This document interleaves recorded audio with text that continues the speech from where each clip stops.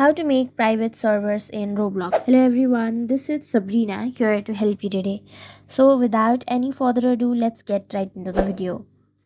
First, launch your Roblox application. Then you will have to find any kind of games or like this where you want to create your private server. Now go over here and then go to this create private server. Now from here you will be able to create an own server in this game. All you have to do is enter your server name and then buy it. If the app is not free, you will have to create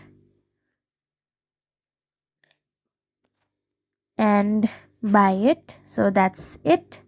Thank you for watching this video. Make sure to like, share and subscribe to our YouTube channel. If you got any questions, comment them down and I'll catch you in the next one.